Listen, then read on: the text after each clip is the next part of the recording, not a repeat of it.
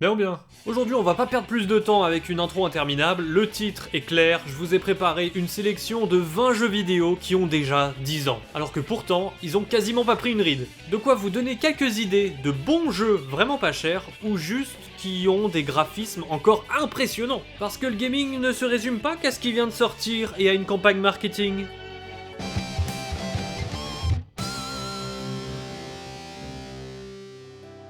Revenons en 2013 à la sortie des next-gen de l'époque. Rise Son of Rome sur Xbox One. À l'époque, tout le monde crachait sur la console, sur son prix, sur Kinect, sur le fait qu'elle soit moins puissante qu'une PlayStation 4, et c'est pourtant Rise le tout premier jeu qui m'a mis une claque sur cette génération. Regardez-moi ça, encore aujourd'hui, ces mouvements, ces lumières, ces scènes grand spectacle au milieu d'une bataille, je trouve ça Vous savez ce que c'est le mot que j'aime le moins en ce moment ?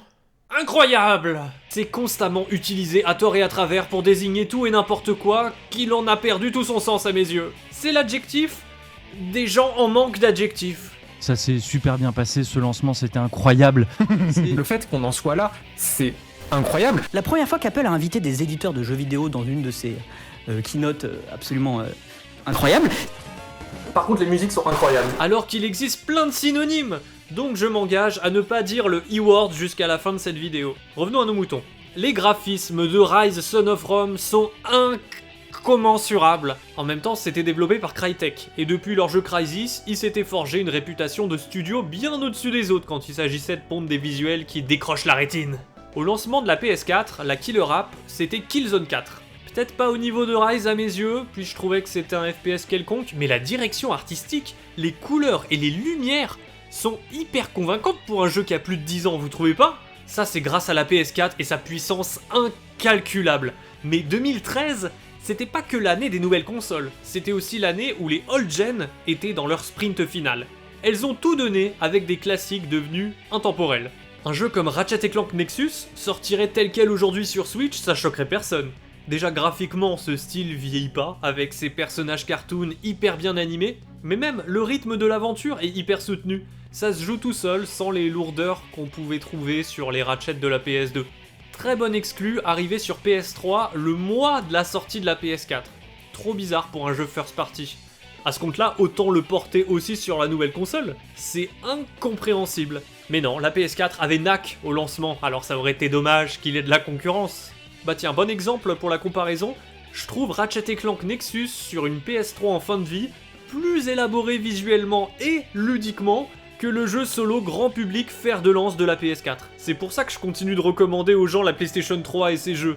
Ils ont beaucoup moins vieilli qu'on ne le pense. God of War Ascension, je vais passer vite parce que j'en ai aussi parlé dans ma dernière vidéo sur la PS3, mais waouh, le combat d'intro, il met encore la misère niveau mise en scène à la grande majorité des jeux qui sortent aujourd'hui. GTA V, le parfait exemple d'un jeu increvable qui survit à 3 générations de consoles tellement il a fait fort en 2013. Je pense que là j'ai même pas besoin de développer. Même sur une Xbox 360, c'est ouf que ça rende aussi bien. Beyond Two Souls, un jeu narratif de Quantic Dream, les développeurs de Detroit et Heavy Rain. Je me le suis fait l'an dernier et j'ai été bluffé en termes d'animation faciale, de crédibilité des mouvements, des particules et autres jolis petits effets. On dirait un soft de l'ère PS4, comme c'est souvent le cas pour ces jeux PS3 sortis aussi tard. C'est pour ça qu'au reveal des Xbox One et PS4, sur internet, on était nombreux à être un peu déçus et s'étonner qu'il n'y ait plus vraiment un écart aussi évident qu'à la sortie des générations précédentes. La Dreamcast c'était quelque chose, la PS3 aussi, mais la 4, elle a pris quelques années avant de nous ébobir. Et ça, c'est parce que la PS3 avait mis la barre très haute en 2013. The Last of Us par exemple, vous connaissez ? Non ? Vous êtes incorrigible. Bon bah on compte plus les nouveaux jeux qui reprennent tous les piliers qu'il a instaurés. C'est pour ça que ça a pas vieilli aujourd'hui. Et si vous trouvez que le personnage féminin a la même gueule que dans Beyond Two Souls, c'est normal. C'était un visage tendance à l'époque. Mais assez de photoréalisme. En 2013, même la 2D pouvait nous en mettre plein les yeux. Rayman Legends, il s'est mélangé 2D et 3D dans le décor pour un rendu somptueux, toujours fluide, haut en couleur, des niveaux musicaux qui resteront grisants même dans 1000 ans. Et ludiquement, je vous invite vraiment à vous le faire sur Wii U. Parce que c'est autour de cette console et de son gamepad qu'il a été conçu. C'est plus exploiter le gyroscope ou le tactile dans un platformer de nos jours, alors il s'en dégage toujours une fraîcheur. Et pour être frais après une décennie, il faut des sacrés conservateurs. Zelda A Link Between Worlds, c'est pas ces visuels que vous allez retenir, encore que c'est rare de voir des Zelda tourner en 60 fps. Et puis avec la 3D relief qui donne vie à ces décors sur plusieurs plans, en vrai, moi je le trouve toujours magnifique sur un écran de 3DS. Mais c'est surtout son game design que je retiens. Vous savez, il y a des jeux excellents à une époque, qui rejouent longtemps plus tard, ils seront inexorablement dépassés par d'autres qui se seront réappropriés ces mécaniques. Par exemple, Ocarina of Time, il sera plus jamais aussi bon qu'à l'époque. Mais à Link Between Worlds, sa structure ouverte, ses énigmes à base de déplacement sur les murs en mode peinture, ça t'oblige à repenser complètement comment t'appréhendes l'exploration dans un jeu de ce genre. Et cette mécanique de tableau, je l'ai pas revue en 10 ans. Donc jouez-y, c'est toujours très moderne. On passe en 2014, et c'est Donkey Kong Country Tropical Freeze qui ouvre le bal. C'est ouf comment en l'espace d'un an, on a eu deux des meilleurs platformers 2D de tous les temps, entre lui et Rayman Legends. Comment départager les deux ? Je dirais que Rayman a des idées fortes, il est excellent en coop et il sait exploiter les technologies de sa console. Donkey Kong Tropical Freeze, pas vraiment. Il a l'air plus classique, mais en termes de level design et de plaisir pur de plateforme, en 10 ans, à mes yeux, on n'a toujours pas fait mieux. C'est ouf. Avec Mario Kart 8, Nintendo aussi savait qu'il ferait pas mieux en 10 ans, donc on a continué de bouffer le même jeu jusqu'à la fin de vie de la Switch. Et ça se tient, tu me le mets dans les mains aujourd'hui, je m'amuse toujours autant. La conduite est dingue, les tracés pareil, les musiques c'est les meilleurs de la série, et la DA, trouvez-moi un jeu Mario plus beau sorti depuis. C'est impossible. Forza Horizon 2 pour rester dans la course, dans sa version Xbox One, attention, pas 360. Toujours splendide avec ses effets météorologiques, son monde ouvert, c'est-à-dire sans barrière sur les côtés de la route. À l'époque c'était pas anodin. La conduite est dingo, et le feedback dans les gâchettes quand t'accélères et tu freines, c'était déjà là. En fait, la série évolue pas beaucoup d'un épisode à l'autre, elle conserve les choses qui marchent, donc c'est pas étonnant que Forza Horizon 2 soit toujours très actuel. Et puis Cocorico, c'est la seule fois qu'on avait une map en France. En parlant de France, Assassin's Creed Unity, c'est l'épisode de la série qui te fait réaliser que non, les visuels dans les jeux vidéo ne seront pas juste de plus en plus beaux parce que les consoles sont de plus en plus puissantes. Une direction artistique, ça se travaille. La mise en scène aussi, ça se fait pas tout seul. Des personnages qui bougent leur corps et leur visage de manière convaincante pendant une cinématique, ça demande un travail que beaucoup de studios assument ne plus avoir envie de faire aujourd'hui. Si c'est pas ce qu'on peut facilement mettre en valeur dans un trailer.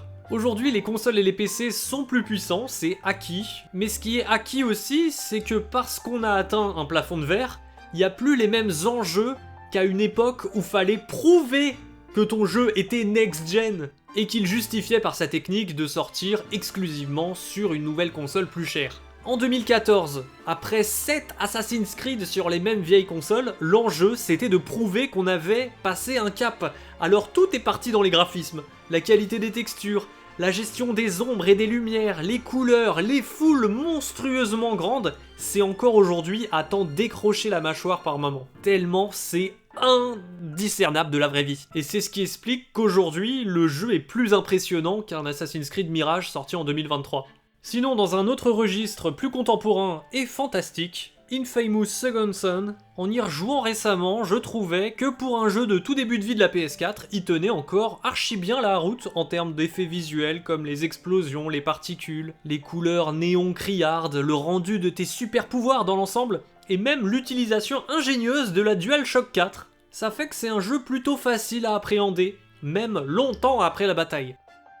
2015. Bon d'accord, là tout de suite ça fait que 9 ans, mais au pire vous regardez dans 3 mois, et c'est bon, on y sera en 2025. Voilà comment on rend une vidéo immédiatement dépassée pour quelqu'un qui tombera dessus dans 3 ans. Un jeu qui est pas dépassé en revanche, c'est Rocket League. Qu'est-ce que c'est fun comme concept, alors que j'aime pas le foot, ni les jeux multi. Plus que jamais, beaucoup de jeux sont conçus avec l'idée d'être un service avant d'être une expérience one-shot, comme les MOBA ou GTA V, on l'a cité. Rocket League, ils peuvent bien ajouter quelques cosmétiques de temps en temps, mais sa force, c'est son concept, qui est carré, pour ne pas dire quadrilatéral. Contrairement à d'autres jeux compétitifs, là, il n'y a pas d'équilibrage à faire. On a la même voiture, et c'est très fort parce qu'en théorie, même dans 10 ans, il sera toujours amusant à jouer, tant qu'il restera des humains à affronter.